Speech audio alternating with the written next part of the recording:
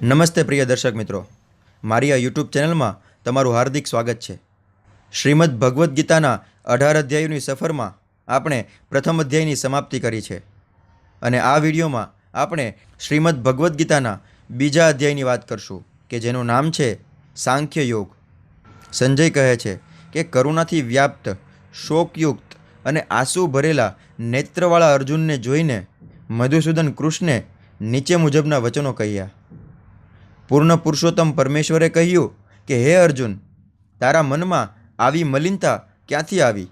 જીવનનું મૂલ્ય જાણનાર મનુષ્ય માટે તે લેશ માત્ર યોગ્ય નથી. તેનાથી ઉચ્ચતર લોકની નહીં પરંતુ અપયશની પ્રાપ્તિ થાય છે. હે પૃથાપુત્ર, આવી હીન નામર્દાઈને તાબે ના થઈશ, તને તે શોભતી નથી. હે શત્રુઓનું દમન કરનાર, હૃદયની આવી શુદ્ર દુર્બળતાનો ત્યાગ કર અને ઊભો થા. અર્જુને કહ્યું કે હે શત્રુહંતા, હે મધુસૂદન, હું યુદ્ધમાં ભીષ્મ તથા દ્રોણ જેવા પૂજનીય પુરુષો ઉપર બાણોથી વળતું આક્રમણ કેવી રીતે કરીશ? જેઓ મારા ગુરુજનો છે એવા મહાપુરુષોને હણીને જીવવા કરતાં ભીખ માગીને જીવવું વધારે સારું છે. તેઓ ભલે દુન્યવી લાભની ઈચ્છા રાખતા હોય તો પણ તેઓ ગુરુજનો છે. જો તેમનો વધ થશે તો અમારી ભોગવવા યોગ્ય દરેક વસ્તુ રક્તરંજિત હશે. અમે એ પણ જાણતા નથી કે અમારે માટે સારું શું છે, તેમને જીતવા કે તેઓ દ્વારા જીતાઈ જવું. જો અમે ધૃતરાષ્ટ્રના પુત્રોનો વધ કરીશું તો અમને જીવિત રહેવાની ઈચ્છા રહેશે નહીં. છતાં તેઓ હવે રણક્ષેત્રમાં અમારી સામે ઊભા છે.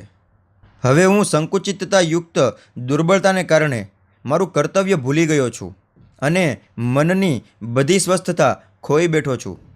આવી સ્થિતિમાં હું આપને પૂછી રહ્યો છું કે જે મારે માટે કલ્યાણકારી હોય તે ચોક્કસપણે કહેવાની કૃપા કરો. હું હવે આપનો શિષ્ય છું અને આપનો શરણાગત છું. કૃપા કરી મને ઉપદેશ આપો. મારી ઇન્દ્રિયોને સૂકવી નાખનાર આ શોકને દૂર કરી શકે એવું કોઈ સાધન મને દેખાતું નથી. સ્વર્ગ પર દેવોના સાર્વભૌમ અધિકારની જેમ સર્વથા સમૃદ્ધ પૃથ્વીનું નિષ્કંટક રાજ્ય પ્રાપ્ત કરીને પણ હું આ શોકને દૂર કરી શકીશ નહીં. સંજય બોલ્યો. આ પ્રમાણે કહ્યા પછી શત્રુઓનું દમન કરનાર અર્જુને કૃષ્ણને કહ્યું કે હે ગોવિંદ, હું લડીશ નહીં, અને મૌન થઈ ગયો. હે ભરતવંશી ધૃતરાષ્ટ્ર, તે વખતે બંને સૈન્યોની વચ્ચે ભગવાન કૃષ્ણે શોકગ્રસ્ત અર્જુનને સ્મિતપૂર્વક આ વચન કહ્યા. પૂર્ણ પુરુષોત્તમ પરમેશ્વર બોલ્યા, તું વિદ્વતાભરી વાતો કરે છે, પરંતુ જેનો શોક કરવા જેવો નથી તેના માટે તું શોક કરી રહ્યો છે. જેઓ વિદ્વાન હોય છે તેઓ જીવિત કે મૃત માટે શોક કરતા નથી. એવું ક્યારેય ન હતું કે જ્યારે હું ન રહ્યો હોઉં કે તું ન રહ્યો હોય, અથવા તો આ બધા રાજાઓ ન રહ્યા હોય, અને એવું પણ નથી કે પછી ભવિષ્યમાં આપણે બધા નહીં હોઈએ. જેવી રીતે દેહધારી આત્મા આ વર્તમાન શરીરમાં કુમારવસ્થામાંથી યુવાવસ્થામાં અને પછી વૃદ્ધાવસ્થામાં એમ નિરંતર પસાર થતો રહે છે, તેવી જ રીતે મૃત્યુ પછી આત્મા બીજા શરીરમાં પ્રવેશે છે. ધીર પુરુષ આવા પરિવર્તનથી મૂંઝાતો નથી. હે કુંતી પુત્ર, સુખ તથા દુઃખનું ક્ષણિક આવવું અને કાળાંતરે તેમનું અદૃશ્ય થવું શિયાળા તથા ઉનાળાની ઋતુઓના આવવા તથા જવા સમાન છે. હે ભરતવંશી, તેઓ ઇન્દ્રિયાનુભૂતિમાંથી જન્મે છે અને મનુષ્ય તેમને અસ્વસ્થ થયા વિના સહન કરતા અવશ્ય શીખવું જોઈએ. હે પુરુષ શ્રેષ્ઠ અર્જુન, જે પુરુષ સુખ તથા દુઃખમાં વિચલિત થતો નથી અને બંનેમાં એક સમાન રહે છે તે મુક્તિ પામવા માટે સર્વથા યોગ્ય છે. સત્યના દ્રષ્ટાઓ એવા નિષ્કર્ષ પર આવ્યા છે કે અસત એટલે કે ભૌતિક શરીરનું કોઈ સ્થાયિત્વ નથી અને સત એટલે કે આત્માનું કોઈ પરિવર્તન નથી. આ બંનેની પ્રકૃતિના અધ્યયન દ્વારા તેમણે આવો નિર્ણય કર્યો છે. જે સમગ્ર શરીરમાં વ્યાપ્ત છે તેને જ તું અવિનાશી જાણ. તે અવિનાશી આત્માનો નાશ કરવા કોઈ જ સમર્થ નથી.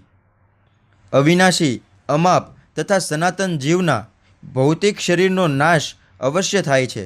માટે હે ભરતવંશી, યુદ્ધ કર. જે આ જીવાત્માને હણનારો સમજે છે તથા જે એને હણાયેલો માને છે તે બંને અજ્ઞાની છે. કારણ કે આત્મા નથી હણતો કે નથી હણાતો. આત્મા માટે કોઈ પણ વખતે જન્મ નથી અને મરણ પણ નથી. તે ક્યારેય જન્મ્યો ન હતો, જન્મ લેતો નથી અને જન્મવાનો પણ નથી. તે અજન્મા, સનાતન, ચિરસ્થાયી તથા પુરાતન છે. જ્યારે શરીર હણાઈ જાય છે ત્યારે પણ તે હણાતો નથી. હે પાર્થ, આત્મા અવિનાશી, સનાતન, અજન્મા અને અવિકારી છે. એવું જાણનાર મનુષ્ય કોઈને કેવી રીતે હણી શકે અથવા હણાવી શકે? જેવી રીતે મનુષ્ય જૂના વસ્ત્રો ત્યજીને નવા વસ્ત્રો ધારણ કરે છે, તેવી રીતે આત્મા વૃદ્ધ તથા નકામા શરીરો ત્યજીને નવા ભૌતિક શરીર ધારણ કરે છે. આ આત્માને કોઈ પણ શસ્ત્રથી છેદી શકાતો નથી, અગ્નિથી બાળી શકાતો નથી, પાણીથી ભીંજવી શકાતો નથી કે પવનથી સૂકવી શકાતો નથી. આ વ્યક્તિગત આત્મા અખંડ તથા અદ્રાવ્ય છે અને તેને નથી બાળી શકાતો કે નથી સૂકવી શકાતો. તે ચિરસ્થાયી, સર્વત્ર વિદ્યમાન, અવિકારી, સ્થિર તથા સદા એક સમાન રહેનારો છે. એ સુવિદ જ છે કે આત્મા અદૃશ્ય, અચિંત્ય તથા અપરિવર્તનશીલ છે. આવું જાણ્યા પછી તારે શરીર માટે શોક કરવો ન જોઈએ. હે મહાબાહુ, જો તું એમ વિચારતો હોય કે આત્મા અથવા જીવનના લક્ષણો સદા જન્મે છે અને હંમેશને માટે મૃત્યુ પામે છે, તો પણ તારે શોક કરવાનું કોઈ કારણ નથી. જેણે જન્મ લીધો છે તેનું મરણ નિશ્ચિત છે અને મરણ પછી તેનો પુનર્જન્મ પણ નિશ્ચિત જ છે. માટે જે નિવારી ન શકાય એવા તારા કર્તવ્ય કર્મ અંગે તું શોક કરે તે યોગ્ય નથી. બધા જીવો આરંભે અવ્યક્ત હોય છે, મધ્યાવસ્થામાં વ્યક્ત થાય છે અને વિનાશ થયા પછી ફરીથી અવ્યક્ત થઈ જાય છે. તો પછી શોક કરવાની શી જરૂર છે? કોઈ આત્માને આશ્ચર્ય તરીકે જુએ છે, કોઈ તેનું આશ્ચર્ય તરીકે વર્ણન કરે છે અને કોઈ તેના વિશે આશ્ચર્ય તરીકે સાંભળે છે, જ્યારે બીજા તેના વિશે સાંભળ્યા પછી પણ તેને લેશ માત્ર સમજી શકતા નથી. હે ભરતવંશી, શરીરમાં રહેનારો આત્મા સનાતન છે અને તેનો ક્યારેય પણ વધ કરી શકાતો નથી. માટે તારે કોઈ પણ જીવ માટે શોક કરવાની જરૂર નથી. ક્ષત્રિય તરીકે તારા વિશિષ્ટ કર્તવ્ય ધર્મનો વિચાર કરીને તારે એ જાણવું જોઈએ કે તારા માટે ધર્મ અર્થે યુદ્ધ કરવાથી વધુ સારો કોઈ ઉદ્યમ નથી અને તેથી તેમાં જરા પણ અચકાવવાની જરૂર નથી. હે પાર્થ, જે ક્ષત્રિયો માટે સ્વર્ગલોકના પ્રવેશદ્વારો ઉઘાડનારા યુદ્ધના આવા અવસરો અનાયાસે પ્રાપ્ત થાય છે, તેઓ ખરેખર ધન્ય છે. માટે જો તું યુદ્ધ કરવાના તારા સ્વધર્મનું આચરણ નહીં કરે તો પોતાના કર્તવ્યની ઉપેક્ષા કરવાના પાપનું ફળ તને અવશ્ય મળશે અને તેથી યોદ્ધા તરીકેની તારી કીર્તિ પણ તારે ગુમાવવી પડશે. લોકો હંમેશા તારા અપયશનું વર્ણન કરતા રહેશે અને સન્માનપાત્ર વ્યક્તિ માટે અપયશ તો મૃત્યુથી પણ વધારે ખરાબ છે. જે મહાન યોદ્ધાઓ તારા નામ તથા યશ વિશે બહુ ઊંચો અભિપ્રાય ધરાવે છે, તેઓ માની લેશે કે તે ભયને કારણે રણક્ષેત્ર છોડી દીધું છે અને તેથી તેઓ તને કાયર ગણશે. તારા શત્રુઓ અનેક પ્રકારના કડવા વેણથી તારું વર્ણન કરશે અને તારા સામર્થ્યને ધિક્કારશે. તારા માટે આનાથી વધારે દુઃખદાયી બીજું શું હોઈ શકે? હે કુંતીપુત્ર, જો તું યુદ્ધમાં હણાઈ જઈશ તો સ્વર્ગ પ્રાપ્ત કરીશ, અથવા જો તું જીતીશ તો પૃથ્વીના સામ્રાજ્યનું સુખ ભોગવીશ. તેથી દ્રઢ નિશ્ચયપૂર્વક ઊભો થા અને યુદ્ધ કર. તું સુખ કે દુઃખ, હાનિ કે લાભ તથા જય કે પરાજય વિશે વિચાર કર્યા વગર યુદ્ધ કરવા ખાતર યુદ્ધ કર અને આ પ્રમાણે કરવાથી તને કદાપી પાપ લાગશે નહીં. મેં અહીં પૃથ્થકરણાત્મક અભ્યાસ એટલે કે સાંખ્ય દ્વારા આ જ્ઞાનનું વર્ણન કર્યું છે. હવે નિષ્કામ ભાવે કર્મ કરવા વિશે સમજાવું છું, તે સાંભળ. હે પૃથાપુત્ર, જો તું એવા જ્ઞાનથી કર્મ કરીશ તો કર્મબંધનમાંથી પોતાને મુક્ત કરી શકીશ. આ બુદ્ધિયોગમાં પ્રયાસ કરવામાં કોઈ હાનિ નથી કે હાસ પણ નથી અને આ માર્ગે કરેલી થોડીસી પ્રગતિ પણ વ્યક્તિનું મહાન ભયમાંથી રક્ષણ કરી શકે છે. હે કુરુનંદન, જે મનુષ્યો આ માર્ગ પર છે તેઓ ઉદ્દેશ્યમાં દ્રઢ સંકલ્પવાળા હોય છે અને તેમનું ધ્યેય પણ એક જ હોય છે. જેઓ દ્રઢ નિશ્ચય નથી તેમની બુદ્ધિ અનેક શાખાઓમાં વિભક્ત થયેલી હોય છે. અલ્પજ્ઞાની મનુષ્યો વેદોની તે આલંકારિક વાણી પ્રત્યે અતિશય આસક્તિ ધરાવે છે કે જે સ્વર્ગ પ્રાપ્તિ, ઉત્તમ જન્મ, સત્તા વગેરે માટે વિવિધ સકામ કર્મો કરવાની ભલામણ કરે છે. વિષયભોગ તથા વૈભવી જીવનના ઈચ્છુક હોવાથી તેઓ કહે છે કે આનાથી વધારે સારું કાંઈ જ નથી. જે મનુષ્યો ઇન્દ્રિય ભોગ તથા ભૌતિક ઐશ્વર્ય પ્રત્યે અતિશય આસક્તિ ધરાવે છે તથા આવી વસ્તુઓથી મોહગ્રસ્ત થઈ જાય છે તેમના મનમાં પરમેશ્વરની ભક્તિમય સેવા વિશે દ્રઢ સંકલ્પ થતો નથી. વેદોમાં મુખ્યત્વે ભૌતિક પ્રકૃતિના 3 ગુણોનું વર્ણન છે. હે અર્જુન, આ 3 ગુણોથી પર થા. સર્વ દ્વંદ્વોથી તેમજ લાભ તથા સુરક્ષાની બધી ચિંતાઓથી રહિત થઈને આત્મપરાયણ થા. જે હેતુઓ એક નાના કૂવાથી સરે છે તે બધા હેતુઓ વિશાળ જળાશયથી તરત જ પરિપૂર્ણ થઈ જાય છે. તે જ પ્રમાણે વેદોમાં રહેલા ઉદ્દેશ્યને જાણનાર માટે વેદોના સર્વ આશયો સિદ્ધ થઈ જાય છે. તને તારું નિયત કર્તવ્ય કર્મ કરવાનો અધિકાર છે, પરંતુ તને કર્મના ફળો પર અધિકાર નથી. તું પોતાની જાતને કદાપી પોતાના કર્મના ફળોનું કારણ માનીશ નહીં અને સ્વકર્મ ન કરવામાં પણ કદી આસક્ત થઈશ નહીં. હે અર્જુન, યોગમાં સ્થિર રહે. સફળતા કે નિષ્ફળતાની સર્વ આસક્તિ છોડી દઈને તારા કર્તવ્ય અને કર્મો કર. મનની આવી ક્ષમતા યોગ કહેવાય છે. હે ધનંજય, ભક્તિમય સેવા દ્વારા બધા જ નિંદ્ય કર્મથી દૂર રહી એવા જ ભાવથી ભગવાનને શરણાગત થા. જે લોકો પોતાના કર્મના ફળ ભોગવવાની ઈચ્છા રાખે છે તેઓ કૃપણ છે.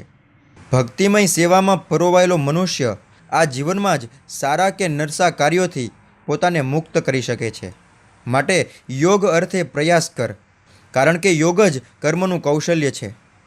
ભક્તિમય સેવામાં પરોવાયેલા મહાન ભક્તો ભગવાનનું શરણ ગ્રહણ કરે છે અને આ ભૌતિક જગતમાં કર્મોના ફળનો ત્યાગ કરીને પોતાની જાતને જન્મ મરણના ચક્રમાંથી મુક્ત કરે છે. આ રીતે તેઓ ભગવાનના ધામમાં પાછા જઈને સર્વ દુઃખોથી પર એવું એ પદ પામે છે. જ્યારે તારી બુદ્ધિ મોહરૂપી ગાઢ જંગલને પાર કરી જશે ત્યારે તારે સર્વ સાંભળવા યોગ્ય બાકી તથા તે સાંભળેલ હશે તે પ્રત્યે તું ઉદાસીન થઈ જઈશ. જ્યારે વેદોની અલંકાર અને પ્રચુર ભાષાથી તારું મન વિચલિત થશે નહીં અને આત્મ સાક્ષાત્કારની સમાધિમાં તે સ્થિર થઈ જશે, ત્યાર પછી તને દિવ્ય ચેતનારૂપ યોગ પ્રાપ્ત થશે. અર્જુને કહ્યું કે હે કૃષ્ણ, અધ્યાત્મમાં લીન થયેલી ચેતનાવાળા મનુષ્યના લક્ષણો કયા છે? તે કેવી રીતે બોલે છે અને તેની ભાષા કેવી છે? તે કેવી રીતે બેસે છે અને તે કેવી રીતે ચાલે છે?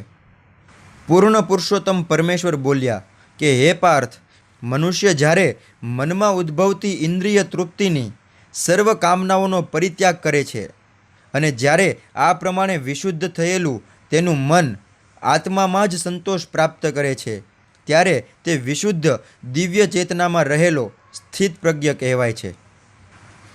જે મનુષ્ય ત્રિવિધ સંતાપોમાં પણ મનમાં વિચલિત થતો નથી અથવા સુખ પામી રાજી થતો નથી અને જે આસક્તિ, ભય તથા ક્રોધથી મુક્ત છે તે સ્થિર મનવાળો મુનિ કહેવાય છે. જે મનુષ્ય આસક્તિથી રહિત છે, જે શુભ પામી હરખાતો નથી તેમજ અશુભ પામી શોક કરતો નથી, તે પૂર્ણ જ્ઞાનમાં દ્રઢપણે સ્થિર થયેલો છે. જેવી રીતે કાચબો તેના સર્વ અંગોને પોતાના કોચલામાં સંકેલી લે છે, તેવી રીતે જે મનુષ્ય પોતાની ઇન્દ્રિયોને વિષયોમાંથી ખેંચી લેવા શક્તિમાન બને છે તે પૂર્ણ ચેતનામાં દ્રઢતાપૂર્વક સ્થિર હોય છે.